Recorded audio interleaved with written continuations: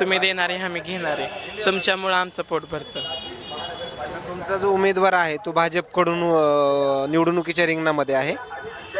हां हो हो.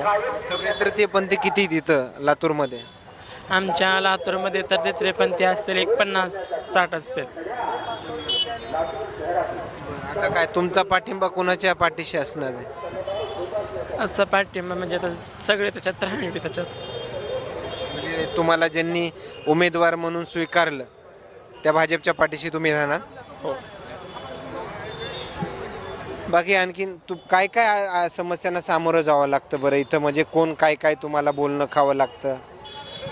समस्या म्हणले शेवट तृतीयपंथी असल्यामुळं समस्या तर भरपूर आहेत त्या तशा काय गोष्टी सांगण्यासारख्या पण आहेत आणि काय गोष्टी न सांगण्यासारख्या आहेत त्यामुळं समस्या तर भरपूर असतात.